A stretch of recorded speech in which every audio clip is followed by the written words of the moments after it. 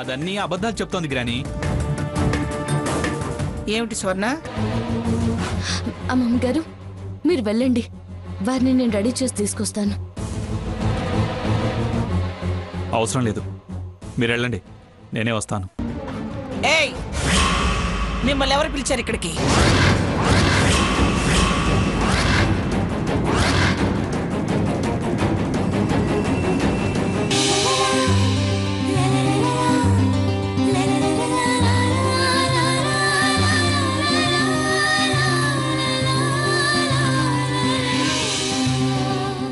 ఆయన చేసింది తప్పే, క్షమించండి.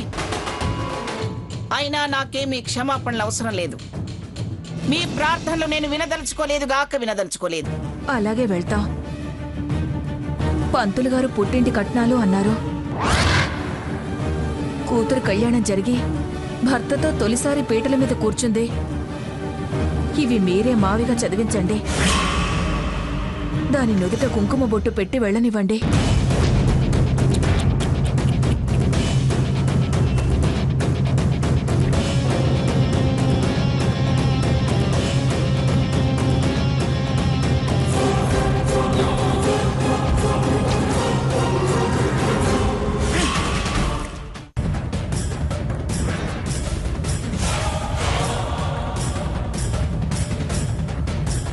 మరీ సెంటిమెంట్ డైలాగులు వాడి నాకు ఆయింట్మెంట్ రాసి ఇక్కడ తిష్ట వెయ్యాలని చూడకండి.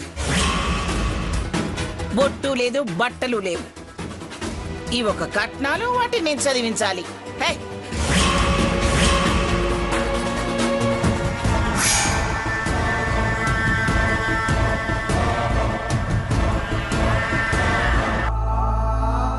ఇవి మా వాకిట్లో ఉండే వాచ్మ్యాన్ పెళ్ళం కూడా కట్టుకోదు. పండవతలకి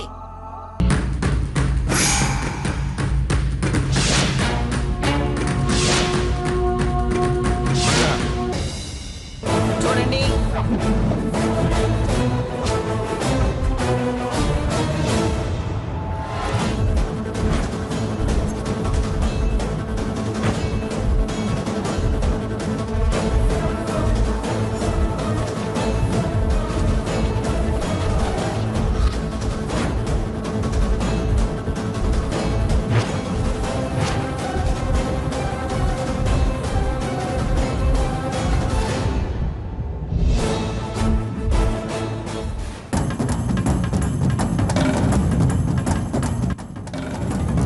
మీరు మాట్లాడి నాతో మాటలు పడకండి.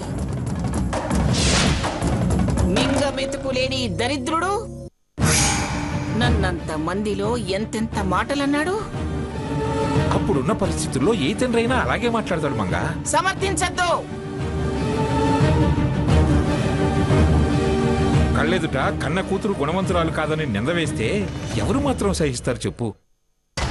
సహించలేకపోతే మాత్రం నా మీద సవాల్ విసురుతాడా? అదేనా తండ్రి నడుచుకునే పద్ధతి? సమాధానపరచాలి, స్థాయి చూసి మాట్లాడాలి.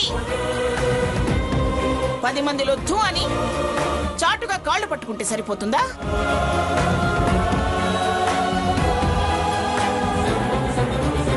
మీరు సరిపుచ్చుకుంటారేమో గాని నేను నా నిర్ణయాన్ని సవరించుకోను. నా కళ్ళ ముందు నిలబట్టడానికి కూడా వీల్లేదు. వెళ్ళిపోండి. మీకే చెప్పేది. వెళ్ళండి. చిచి, మరి ఇంత సిగ్గులేని బతికే కంటే చావడం నయం. ఏయ్ స్వర్ణ, పంపించవే వాళ్ళ నవతలకి. ఏంటి అమ్మమ్మ గారు అంత వివరంగా చెప్పినా అర్థం కావట్లేదా? ఎవరు పిలిచారు? నేనేమైనా కట్నాలు తండి అని కబురు చేశానా? పసుపు కుంకాలు కావాలి అని అడిగాను. సిగ్గు మీకు లేకపోయినా నాకుంది. మీరు కూతురు అనుకుంటున్నారేమో, కానీ నేను మిమ్మల్ని అమ్మ నాన్న అనుకోవట్లేదు. అమ్మమ్మ గారు ఎవరిని అసహించుకుంటారో వాళ్ళని నేను కూడా అసహించుకుంటాను. వెళ్ళండి. స్వర్ణ, ఏంటా పిలుపు?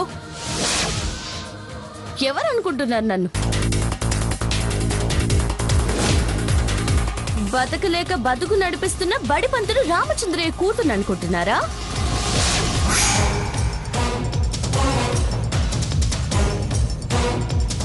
కాదు, పీఠాపురం మంగమ్మ గారి మనవరాల్ని, జడ్జి జగన్నాథం గారి మనవరాల్ని, ప్రముఖ యువ పారిశ్రామికవేత్త పీఠాపురం సాకేత్ రామ్ భార్యని, మిసెస్ స్వర్ణ సాకేత్ని.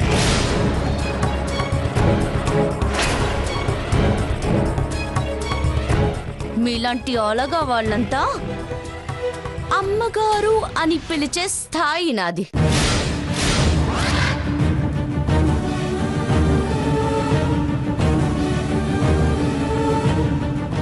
నాకు కట్నాలు పెట్టే స్థాయి మీకుందా?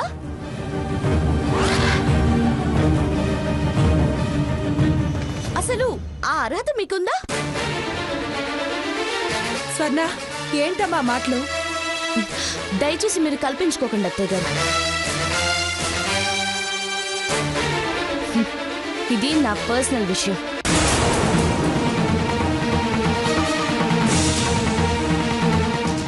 అమ్మమ్మ గారు నేను ఫీల్ అవుతానని మర్యాద ఇచ్చుండొచ్చు.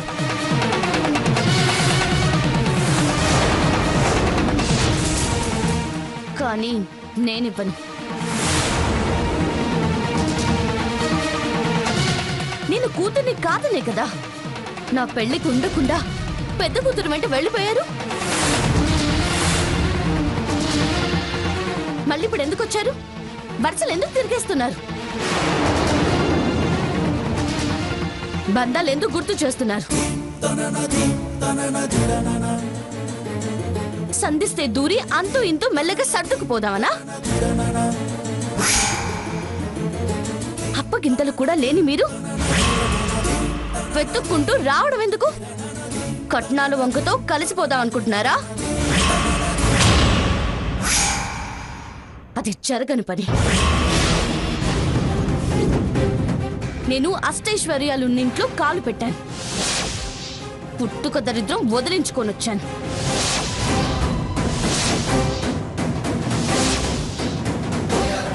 మళ్ళీ ఆ దరిద్రాన్ని ఆహ్వానించలేను, ఆదరించలేను. వెళ్ళండి. స్వర్ణ, నువ్వేనా ఇలా మాట్లాడేది? అవును, పీఠాపురం స్వర్ణని మాట్లాడుతున్నాను. ఎవరికి కావాలి మీ సిల్క్ చీర, కాటన్ చొక్కా ముక్క? తీసుకెళ్ళండి.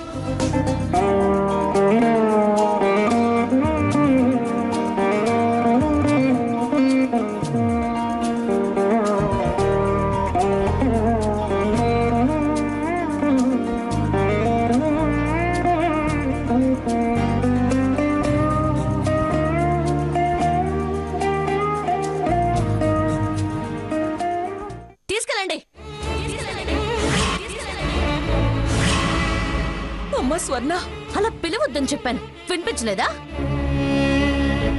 నేను ఆనందంగా బతకాలనుకుంటున్నాను. వచ్చిన కనపడి గత దరిద్రాన్ని, పడ్డ కష్టాల్ని, వదిలిన పేదతనాన్ని గుర్తు చేయకండి. వెళ్ళండి.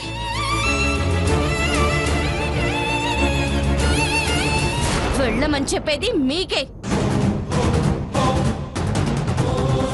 మంచి మనిషికి ఒక్క మాట చాలు అంటారు. ఏమయ్యా బడిపంతులు, నీకు బాగా అర్థమైందనుకుంటాను. మళ్ళీ మళ్ళీ చెప్పించుకోకుండా వెళ్ళండి.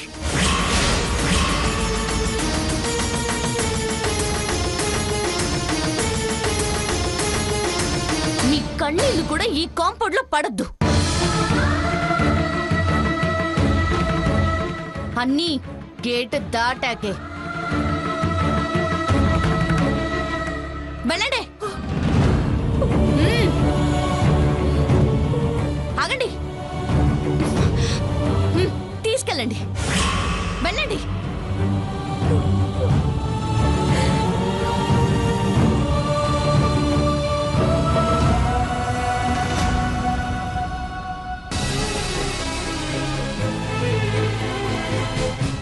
ఆజ్ఞ. రా కూర్చొని హారతివు. దరిద్రం వెళ్ళిపోయిందిగా. అలాగే అమ్మమ్మ.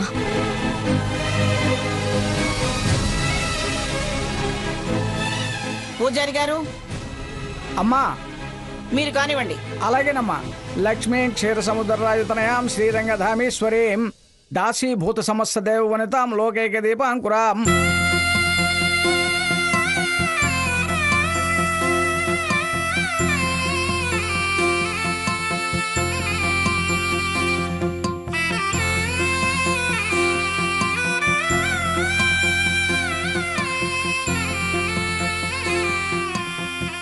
అమ్మా ఉద్వాసన చేశాను. తమరు రేపు కలసి బియ్యంతో పాటు అఖండ దీపం కింద బియ్యంతో మీ వంశాచారం ప్రకారం దేవాలయంలో ప్రసాదం చేయించి నివేదన చేసి ప్రసాదం ఆరగిస్తే ఆ తరువాత వధూవరులిద్దరూ ఇతర కార్యక్రమాలు ప్రారంభించవచ్చు. మంచిది. సాకేత్, పంతులు గారికి తాంబూలం ఇవ్వు.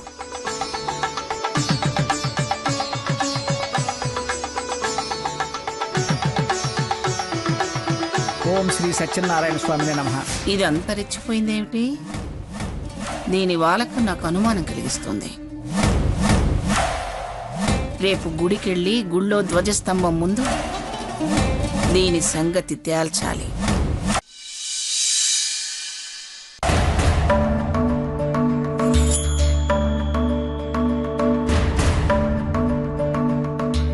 అవమానాలు జరిగినా మాటలన్నా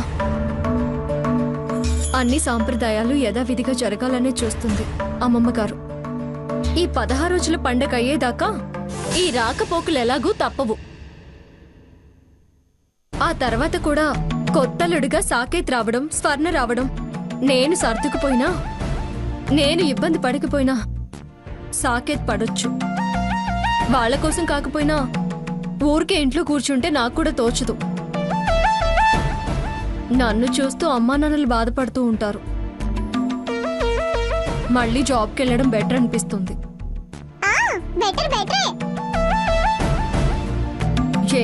ఏంటి బెటర్ బెటర్ అంటున్నావు? నువ్వనుకున్నదే నేను అనుకున్నది నీకెలా అనిపించింది? నువ్వే మనసులో అనుకోలేదు, పైకే అనుకున్నావు. అలాగా? మనసులో మాట తెలుసుకోవడానికి నేనేమైనా మంగమ్మ గారినా? ఏయ్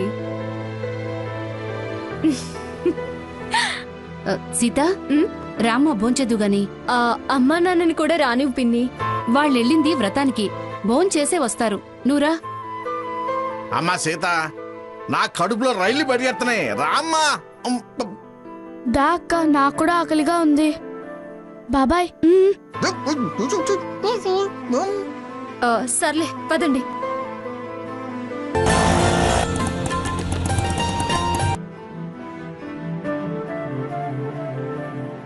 అదేంటి వీళ్ళు అప్పుడే వచ్చారు?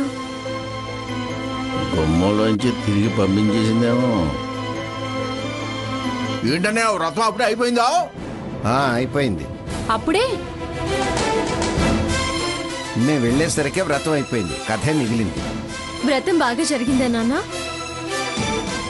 వాళ్ళకేమమ్మా, అన్ని విధాలా ఉన్నవాళ్ళు, ఏదైనా వాళ్ళ లెవెల్లో చేస్తారు. మిమ్మల్ని ఏమీ అనలేదు కదా? ఏమీ అనలేదు.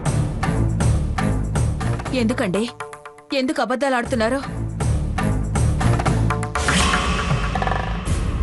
వాళ్ళ సంగతి తెలిసి ఎంత అమాయకంగా అడుగుతున్నావే. మొహం వాచేలాగా చివాట్లు పెట్టింది, గుమ్మ అవతల నుంచి తిప్పి పంపించేసింది. నేను ఆనందంగా బతకాలనుకుంటున్నాను. వచ్చిన కనపడి గత దరిద్రాన్ని, పడ్డ కష్టాల్ని, వదిలిన పేదతనాన్ని గుర్తు చేయకండి. వెళ్ళండి. ఆ పెద్దావిడన్నా అంత బాధ ఉండేది కాదు. మంచి మనిషికి ఒక్క మాట చాలు అంటారు. కన్న కూతురు అమ్మా నాన్నలని కూడా చూడకుండా అనరాని మాటలని పంపించేసింది.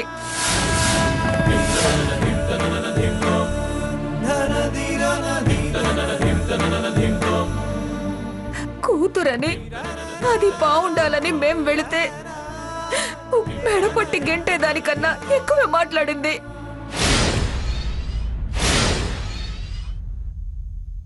డబ్బులో పుట్టి డబ్బులో పెరిగిన మంగమ్మ గారే నయం అనిపించింది. నడుమంత్రపు సిరి నరాల మీదే ఉండు అన్నట్టు తల్లిదండ్రులని కూడా చూడకుండా మమ్మల్ని ఎంత మాట పడితే అంత మాట అంది. సావిత్రి వదిలే. మీ అంత నిబ్బరం నాకు లేదండి. అదంత చులకన చేసినా నన్ను ఒక్క మాట కూడా అన్నవరే. అని ఏం ప్రయోజనమే? అంది, పడొచ్చాం. ఇంకా చెప్పుకొని తలుచుకొని బాధపడ్డం అన్నది అవసరం అంటావా? ఒక్క రోజులోనే దానికి అంత అహంకారం వచ్చేసిందా? గర్వం, అహంకారం, కోపం, పగ అన్నవి రావడానికి క్షణాలు చాలు. అయినా మనమ్మయ్యగా అంటే అందిలే. చూడండి, మంచితనానికి ఓ హద్దుంటుందండి. ఇంకా దాన్ని అమ్మాయి గిమ్మాయి అన్నారంటే నా కొళ్ళు మండుతుంది. అమ్మో, వదిన ఈ లెవెల్లో రియాక్ట్ అవుతుంది అంటే స్వర్ణ అనకూడని మాట్లేదు అనేసి ఉంటది. అదలా ప్రవర్తించడం చాలా ఆశ్చర్యంగా ఉంది. నాకు అసహ్యం వేస్తుంది. అమ్మాయికురాలు అనుకున్నాను. ఆ పెళ్లి మండపంలో ఎంత గటికురాలా అనేలా చేసింది. ఇవాళ ఆ మంగమ్మ గారు మొదట్లో అన్నట్టు ఆశ పోతిది అని నిరూపించుకుంది. డబ్బు మీద ఎంత మోజో అర్థమైంది. ఒక్క రోజులో ఆ పెద్దావిడి కన్నా తల పొగరు దీనికే ఎక్కువైంది. దాని మేలు కోరి మేం బతికుండగా పసుపు కుంకాలు పెట్టకుండా ఉండకూడదని వెంపర్లాడి వెనక ముందాడి అవమానపడటానికి కూడా సిద్ధపడి వెళ్ళి కట్నాలని మేవిస్తే ఆవిడ కోపంగా గిరాటేసింది. ఇది మా కట్నాల సంచయనని తెలిసి తిరిగి మా చేతిలోనే పెట్టి ఎవడికి కావాలి మీ ముష్టి కట్నాలు అని మా చేతికే ఇస్తుంది అది. ఛీ!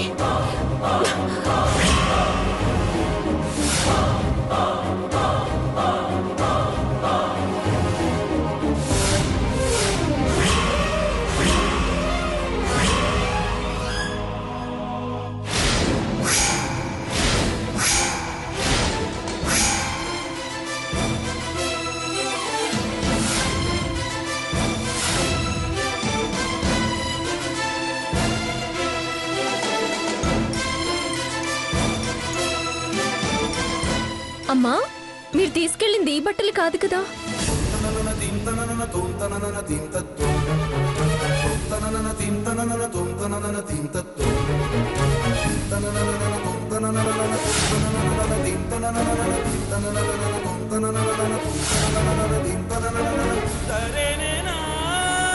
అమ్మా నాన్న, నన్ను క్షమించండి. వాళ్ళు మిమ్మల్ని అవమానిస్తుంటే భరించడం నా వల్ల కాదు.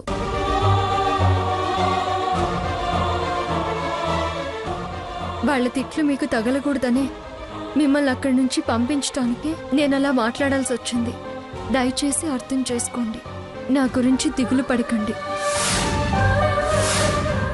మనం సంతోషంగా కలుసుకునే రోజు త్వరలోనే వస్తుందని ఆశిస్తున్నాను. మీ స్వర్ణ.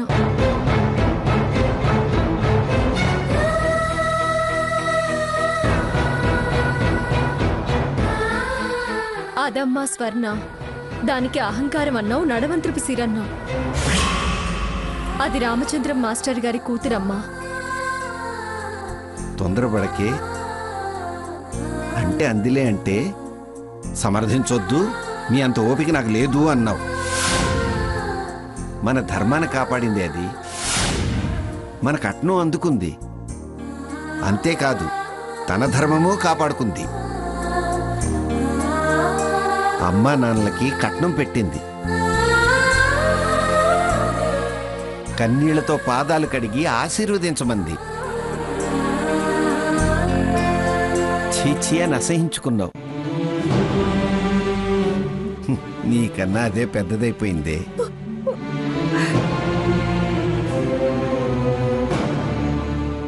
నిజమేనండి, తప్పు చేశాను. నా కోపం ఆ కవర్లో ఏముందో కూడా చూసుకోకుండా చేసింది. కనీ పెంచిన తల్లినే ఉండి కూడా దాని మనసు తెలుసుకోకుండా మాట్లాడానండి. అది మనల్ని క్షమాపణ అడగడం కాదండి, నేనే వెళ్ళి తన క్షమాపణ అడిగొస్తాను. అమ్మా మళ్ళీ తొందరేనా? ఇప్పుడెళ్ళి అది చేసింది బయట పెట్టొస్తావా? చూసావా, అందుకే ఆవేశం అపార్థాలకి అనర్థాలకి దారితీస్తుందనేది. చూడు, పిల్లల చేత చెప్పించుకోవాల్సి వస్తుంది.